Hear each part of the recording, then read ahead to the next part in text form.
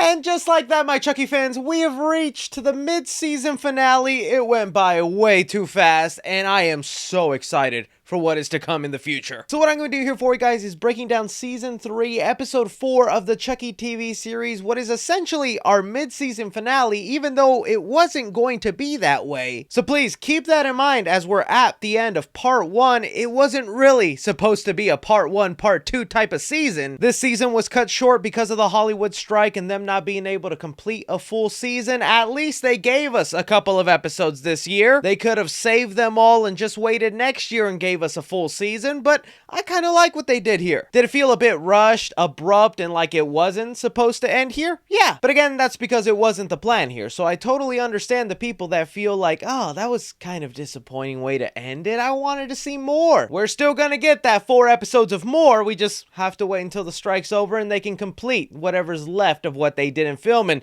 seeing from that teaser showing us what's coming up, looks like they filmed a lot. But just kind of giving you my thoughts on these past 4 episodes before we get specifically into these 4 ones. Although I think there's still a bit of campiness and silliness involved, I'm kind of having a blast with this season. I'm having a good time. Once we got to the episode where Chucky was just getting his balls fondled by Dr. Dimbala, or whatever you want to go ahead and call him, I was kind of expecting this episode to follow along and go back to that Seed of Chucky vibe, but this episode really didn't. It stayed true to kind of those first 2 episode vibes, where when even things got a little campy and silly, it felt kind of a serious and toned down darker way, more in line with the Bride of Chucky campiness. So 4 episodes in, I'm actually loving this season a lot more than I did the last season. Now they could very well change that, but for right now, really on board. So specifically getting into the episode, I want to talk about this Tiffany stuff first, because it was kind of divided up. We got a little Tiffany side story in prison on her way to death row, and then we got the trio going to the White House trying to stop Chucky. The Tiffany stuff, surprisingly, worked the best for me of this episode. I was kind of expecting a lot of Tiffany's things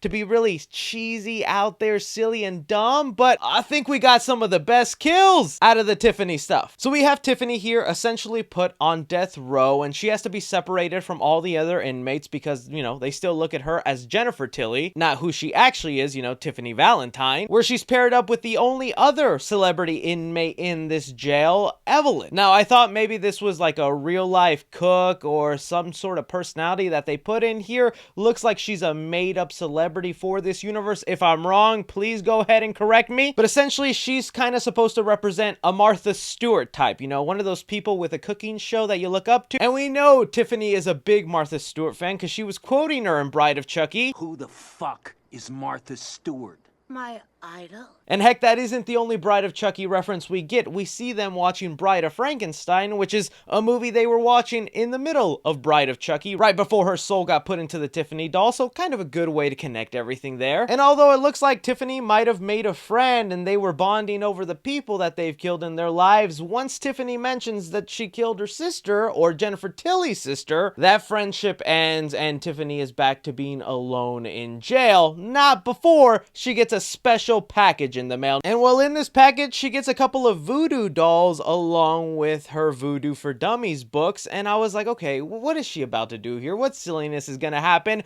I was not expecting Tiffany to pull out some magic from the voodoo book, which, again, Don Mancini, get rid of that dang Dummies book and give us an actual nice Dembala book. But my fan nitpicking aside, that scene that then goes down where Tiffany is messing with Evelyn and making her just stab herself, cut herself, peel herself. All of it I thought was very fun and so Tiffany-like. I miss when Tiffany is this sadistic and crazy instead of the morality in her mind of, no, I'm a mother, I can't do this, I can't do that. Deep down, she is a sadistic, crazy woman that Chucky fell in love with, and so did we. So it was nice to see that side of her come out. This has been the goriest season by far. They've gone all out with the effects. And now we see that Tiffany's gonna end up using another one of her dolls to get out of her jail cell using the gum from the security guard, and that's most likely how she'll get out of prison and avoid being killed off. Yeah, the Tiffany stuff here, I loved it, and I can't wait to see where her character kind of goes next. Even though sometimes I feel like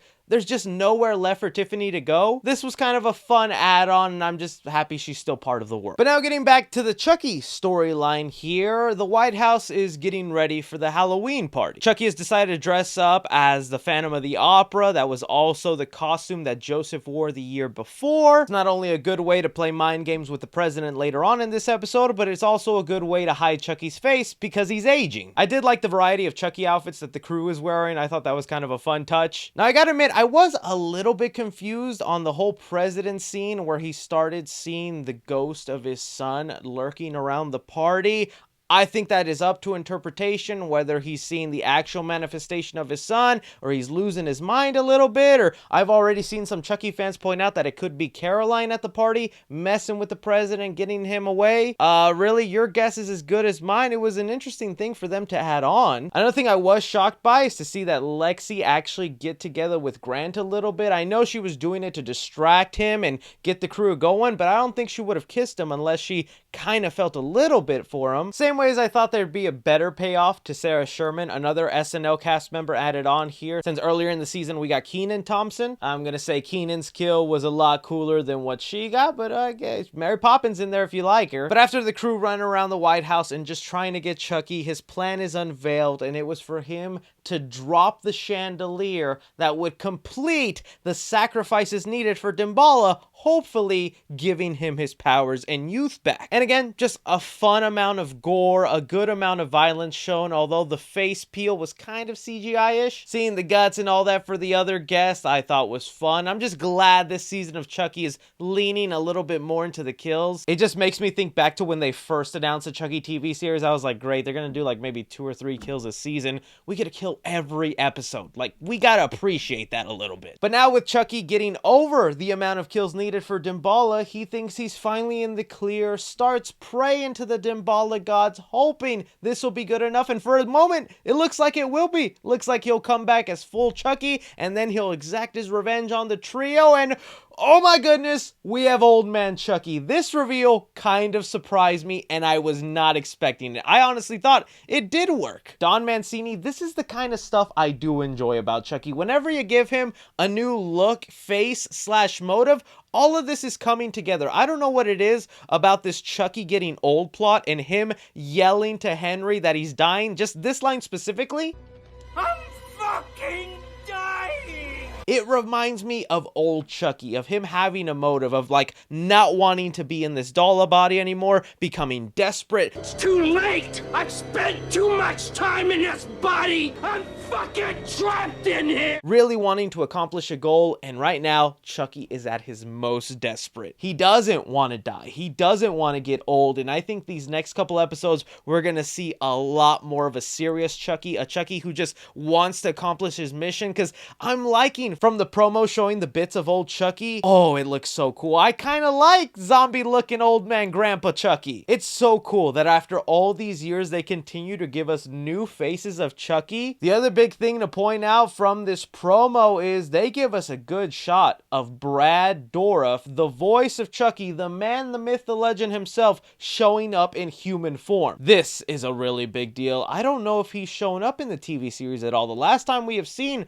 Brad Dourif and Chucky was in Curse of Chucky, which was really awesome. I wonder how they're about to pull off the ghost of old man Chucky in here. So yeah, I'm kind of invested, and I want to see very badly where this goes. If they even match the potential of what Tiffany is telling Chucky here. I say, go out in a blaze of glory and take as many as you can with you on the way out. Oh, that is gonna be so awesome. Just a Chucky who doesn't care, knows he's gonna die, and is trying to take out as many people with him. Please. But that's just my thoughts on episode 4 of the Chucky TV series. Let me know your guys' thoughts. Where do you think this season is kind of lacking? What they should do more of? What they shouldn't do? Don't forget to like, subscribe, follow me on Twitter at 3C Films or on TikTok at 3C Films. But as always, I'm Chucky Boy. Take care.